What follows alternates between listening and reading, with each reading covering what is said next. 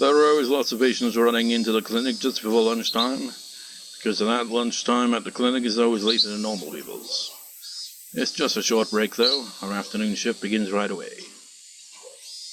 Staff are enjoying their break, eating their delivery lunches. They can eat basically anywhere they want, as long as the patients can't see them and it's not a place we need to keep sterile. Because it's hot and humid, the meeting room with its air conditioner ends up being a popular place. The staff all eat there, take out lunches there. As I'm the director of this clinic, they might feel uncomfortable eating with me around. So I usually eat my lunch in the director's office out of consideration for them. They ordered lunch from a soba shop.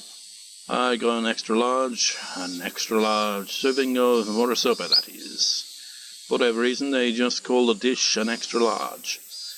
That makes ordering it complicated, since if I order an extra large and a kitsune udon, they'll just deliver an extra large kitsune mouthful, man. Kitsune udon instead. I'm probably pronouncing it wrong as well. I think I'm probably pronouncing this right, udon. Because, like, it's Japanese, and I mean, I kind of get how the pronunciation of each bit is like udon. But I always have trouble with this one. Kitsune. And, like, it could be like kitsune. Rather, like, the E could be silent. It happens, you know. Whatever. But this is really a large. It looks more like a regular size to me. As I recall, the other restaurant has hurt her hip, so she's must be having a hard time keeping things running. I was still thinking about that when Takano-san came in. She was carrying a real large-size order in her hands. Apparently she ordered a regular morisoba, and I grabbed the wrong one by mistake. Ah, what a hassle. It's easy to confuse them, isn't it? They should use some kind of mark, you know. I agree. For example, they can put a flag like the one on a kid's meal, they say, that says large size. Takano-san must have liked that idea. She laughed for a while. Wait a second. Am I remembering wrong, or was in Takano's backstory, it was mentioned like she liked to collect like flags from like restaurants and all that for kids' meals and all that back when she was a kid? I think I remember that.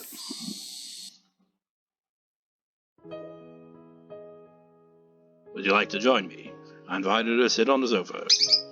Are you sure? Thank you, but could you turn the air conditioning down just a little?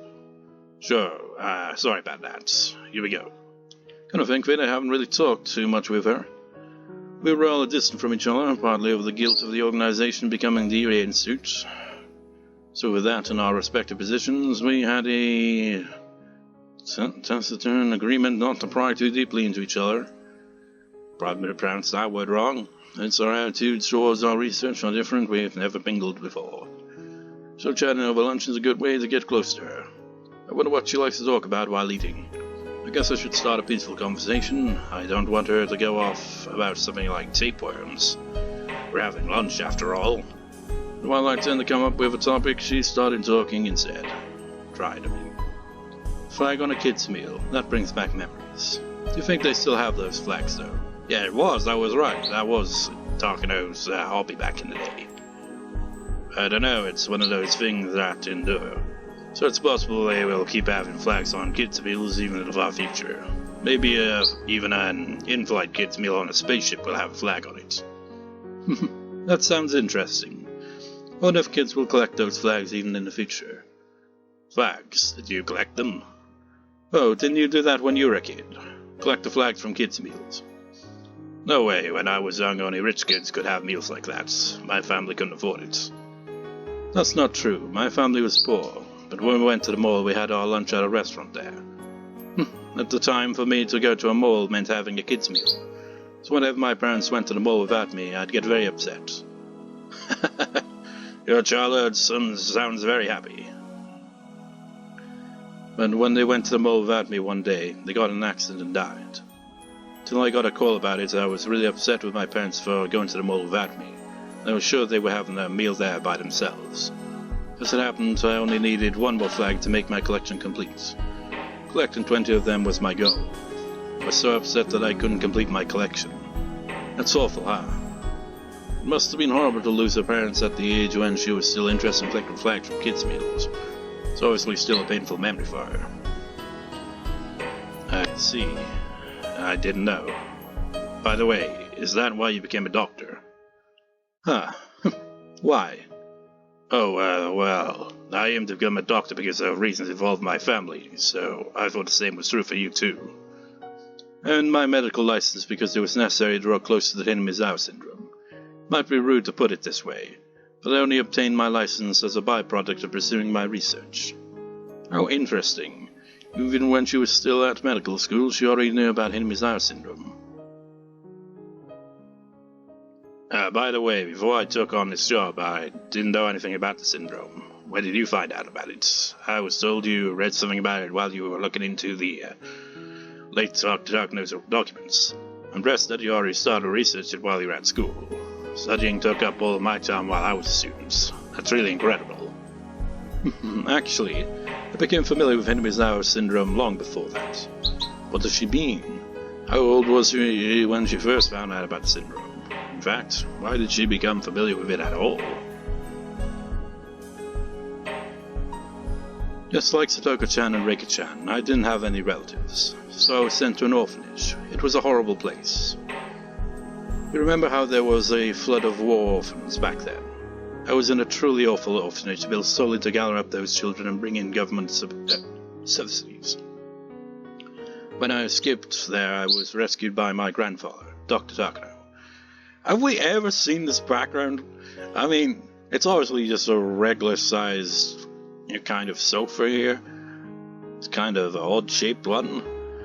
But the kind of way it looks makes it look giant, and then you got the characters appear on screen. It's like, my god, it's just like, picture them in this size compared to that size sitting there. Like, bloody hell, that's ginormous. So you actually live with Dr. Takano. I see.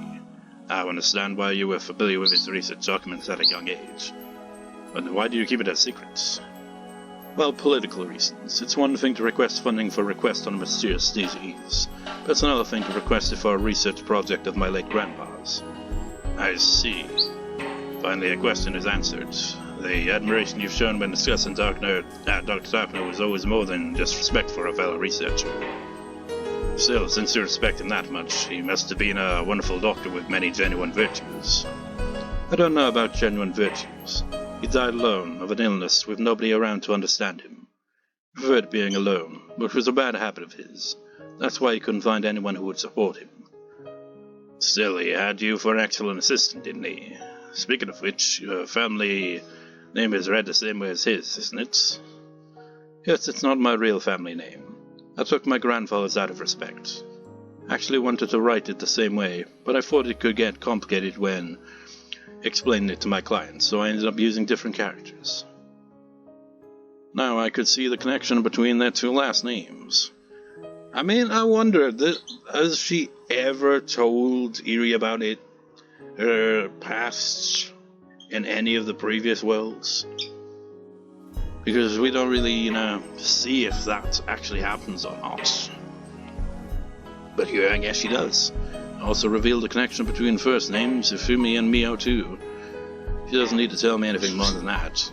She lost her parents when she was young, and Dr. Takano took her in and loved her as if she was his own child. To show her love and respect, she decided to call him her grandfather. Now I know. That's the reason why she's devoted herself to researching Higurashi syndrome. I understand how she must feel, knowing her research is soon to be terminated. Rika-chan has said that she was hurt. Although I didn't know anything about it, I may have said something to hurt her before. I only cared about treatment and extermination, and didn't care about anything else until today. She must have considered that blasphemous towards her grandfather. Now I know why she became aggressive every time I expressed how I felt. After she was told that her research would be terminated, she stayed up all night and gathered up lots of documents. She went to Tokyo and requested an extension without depending on anyone else, and that request was rejected. So, would it count as irony at all there? That she's kind of did the same thing as her grandfather did? It's just kind of like doing the research more or less, kind of like doing things like that on her own, not getting like people to help. I mean, she did for the most part up until now, but now that she doesn't have Koizumi around, help out, she was kind of on her own, and as a result, didn't really get anywhere. Documents she used are now in a box in the underground storage. She must have exerted a lot of effort to put them together. Even someone without any knowledge of our research could easily understand what she was trying to say. However, it looked like some of those documents weren't even opened, and some had marks that told me that they weren't treated the way documents are supposed to be. I'm sure some pages absorbed her tears without me even knowing. Yet from Tokyo, that Takano-san had left a terrible impression with the board of directors. It's not easy to overturn a bad impression. Well, she can never request an extension on her research ever again. I was there when she found out about it. I was there when she found out she could no longer continue her grandfather's research, even though she must have promised him that she would complete it. Are you going to continue researching on your own after the Irie Institute shuts down? By the time the Irie Institute closes, the Hinamizawa syndromes will have been eradicated. Should I preserve the pathogen in a petri dish, kidnap someone and infect them to research it, on my own, without equipment, funding, or a lab? Should I continue the research holed up in a study filled with the smell of formalin and never recognized or acknowledged by anyone, just like my grandfather, also someone else can ridicule it? What would you have a loser like me, who lacks a euthanasia anymore, do to continue it? Tomitake-san once told me that the Irie Institute was supposed to be the Takano Institute. But our clients didn't like the idea of a young woman heading the facility, and that's why I was invited. It's like that sexist man is like, no, a woman can't be the head of the client, of the Institute, man. It has to be a dude. That explains why she's been unfriendly since the day we met. Must have been blasphemy to her to see me go on about Hinamizawa syndrome and decide on a research plan according to my values and morals. Takano, the syndrome is her grandfather. She must feel his presence when she's researching it. That's the reason why she often stays at the Institute until late at night, though it makes the mountain dogs annoyed as they serve as security here.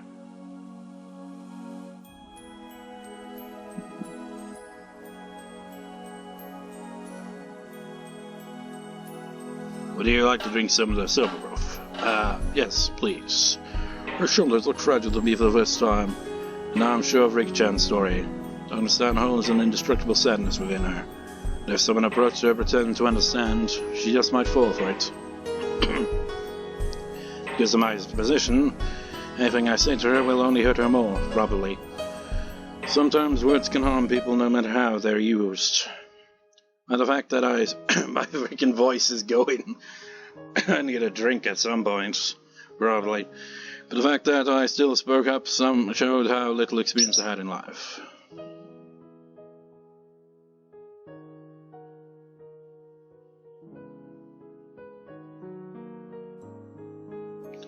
We could at least give the researcher who'd like Brazil a little more of our future budget. Managed to gain another 3 years from them at least. So we can give those 3 years our best. It was all asleep. Even as I spoke, I started to regret trying to say anything. I appreciate the sentiment, but it's even harder to watch someone fall ill and waste away over 3 long years.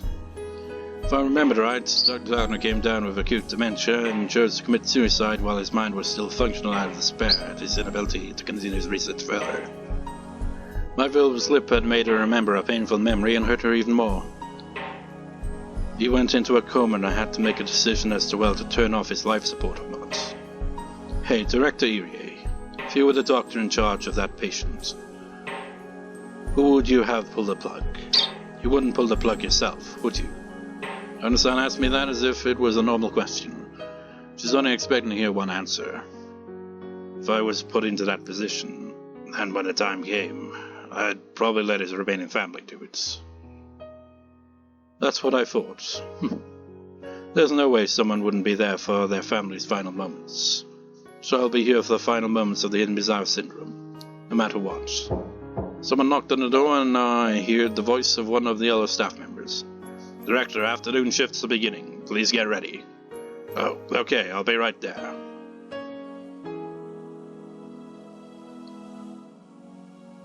I'll clean up. Why don't you go? Lots of elderly people are waiting to chit-chat with you.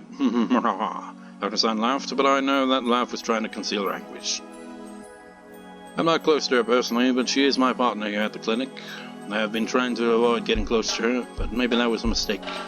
If I'd listened to her more, maybe I could have eased her pain a little.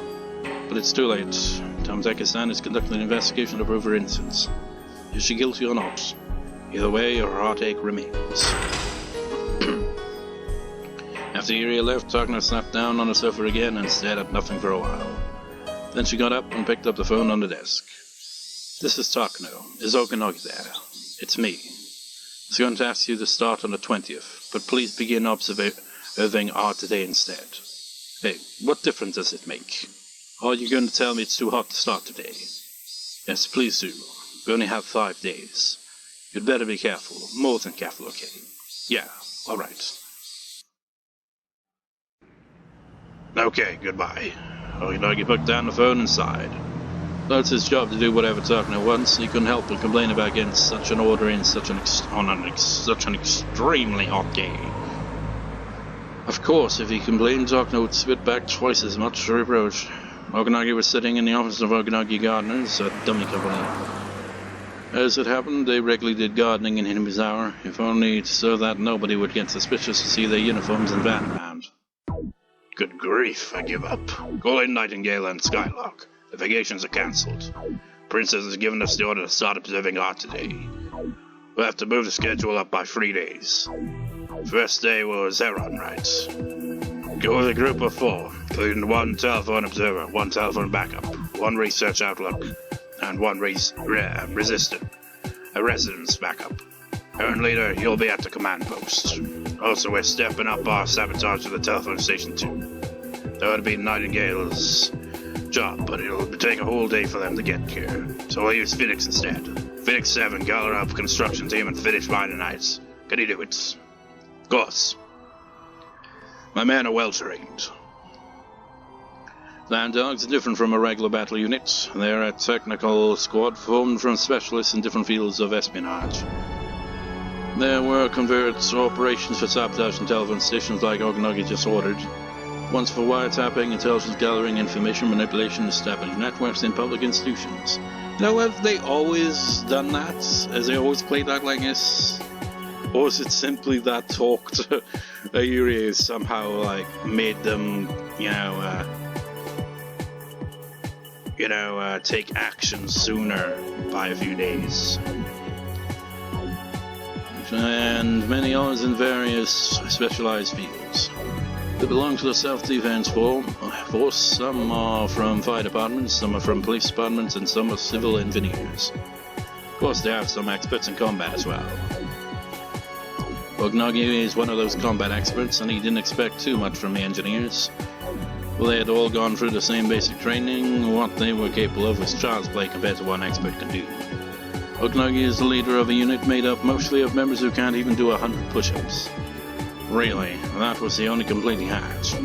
He'd rather have been put in charge of the Bloodhounds.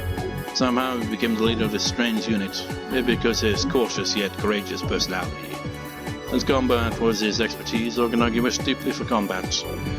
During the kidnapping incident 5 years ago, the plan was for the resisting criminals to leave the hostage behind on the scene and run after the police stormed in. He recalled the extremely frustrating memory of his combat with that plainclothes officer. That fat old man was acting so arrogantly, but he could have taken him within a matter of seconds. He could have just broken his neck. He could have turned him around and snap. It would have been so easy for him. Remember the young policeman too. He shot him in the shoulder, but he could have shot at his ear. He was told to go easy on him, so that was the best he could do. He thought of firing a second shot, but there just wasn't time, so the last shot he fired was that reluctant one. So it was Okonogi back then that they ran into in the 4th quest in arc in Matsuribayashi. Okonogi couldn't believe that such a pathetic battle was his last combat job. Regardless, he had continued to train so that he was ready at any time. But if he were to fight Akasaka now, I think he'd be in for quite a fight, since he seems to have trained considerably. Although that happened in the world where in a different world though. So, I mean, he's probably still adequately trained, but not quite to that same level as in that one world, where he could, like, pretty much, like, break someone easily with a single punch. Just absolutely destroy him. Now that the operation had begun, he was hoping there would be a battle for him to fight. He didn't even need to fire a shot. He didn't even need to punch anyone. All Okonogi wanted was a battle that satisfied his pride, nothing more. Yes, one moment please. Commander, there's a phone call for you. I don't know if it's for the commander or the president. It's also the president of Okonogi Gardeners. Because of that, the members of the Man and Dogs often call him that. Just a minute, I'll get my accent back. And the what? Really? How about that? And who is it anyway? It's a woman. She says her name is Nomura. She's asking for President Okonogi. Isn't that suspicious woman? And that's for the commander. I'll take it in my office. Please transfer it over.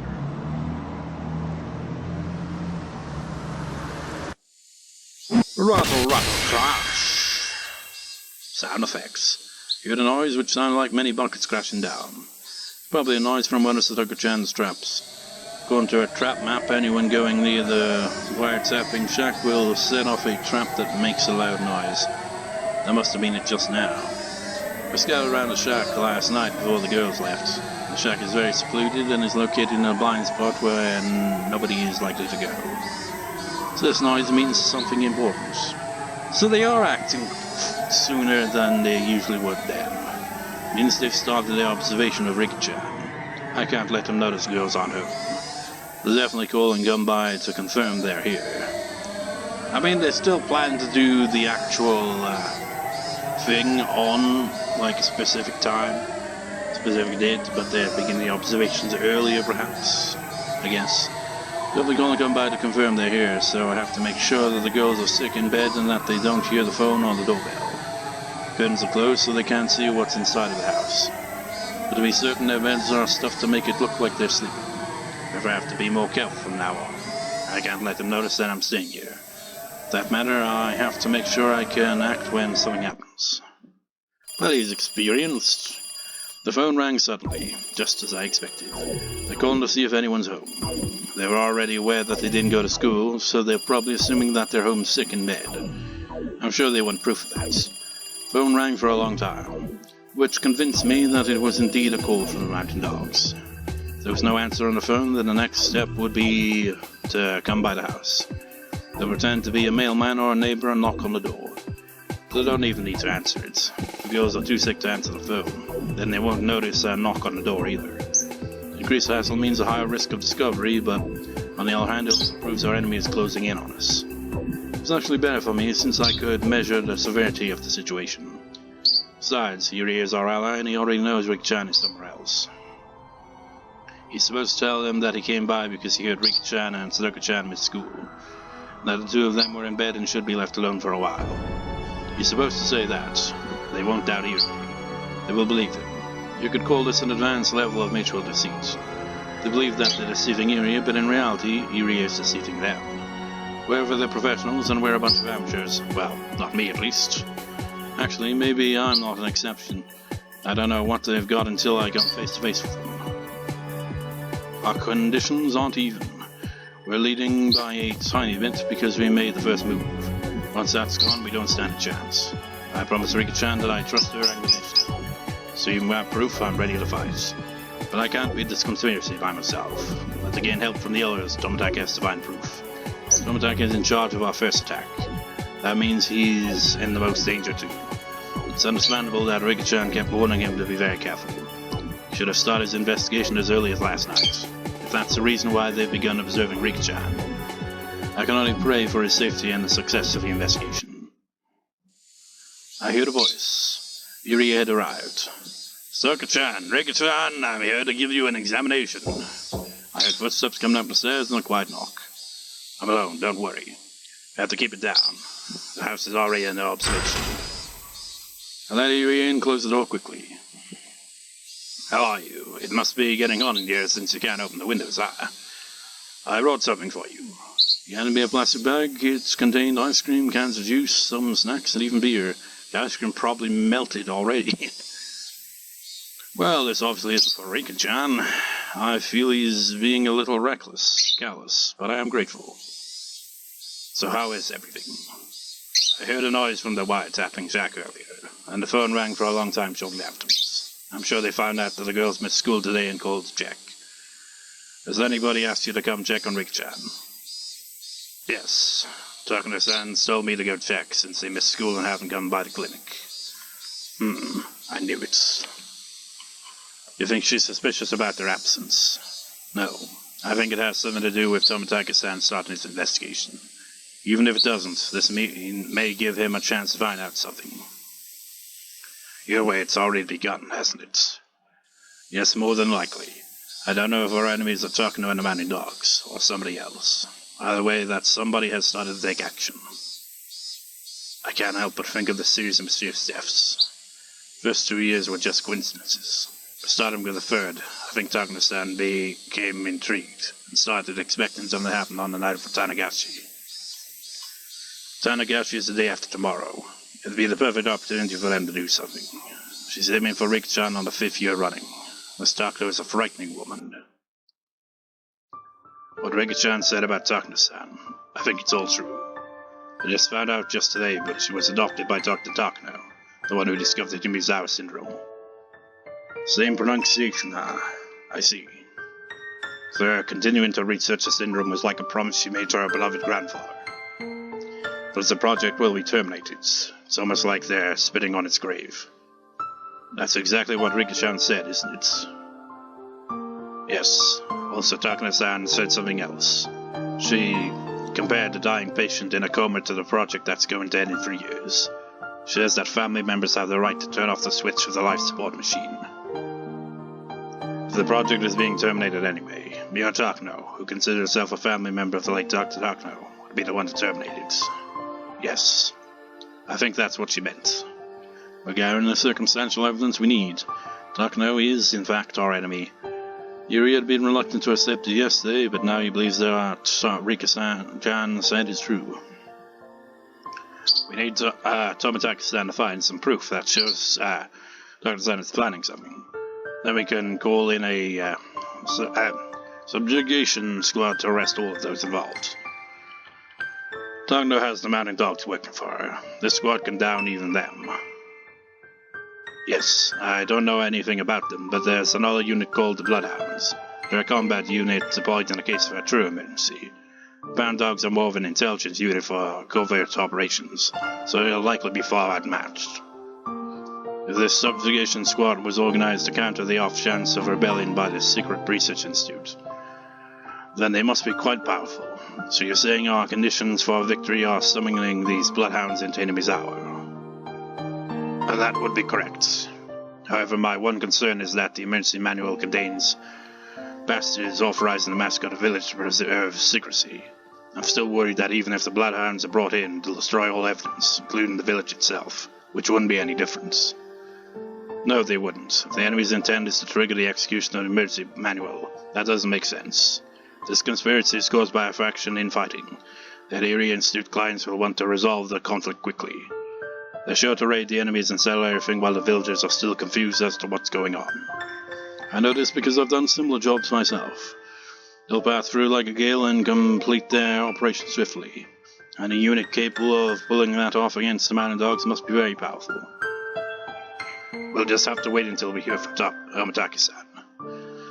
Yes, this will be a battle of endurance, but once it lights up, it'll become a blitzkrieg. This will be a hard battle with rapid shifts in base. It's reassuring to us that you're in the enemy's midst, but at the same time, you're in a very vulnerable position. Please don't let your guard down. The moment we decided to be Rika-chan's allies, we became their enemies. I understand. Vern at this house is, of course, being white up, so he has to come over to communicate with me. But that won't work in an emergency. The telephone is still better in that case. For those instances, I've put together a memo for Irie. There's a method for communicating over a phone that's been bugged. Something I came up with out of necessity once. What is this? A method for calling me in case of an emergency. Please make sure the enemy doesn't get hold of it. If you're in danger, swallow it. The phone is being tapped, so how can we make a call? If you pick up the phone, even if you don't say anything, they might get suspicious. We can communicate even without me picking up the phone. There's a little trick to it, but we can at least send across what's important.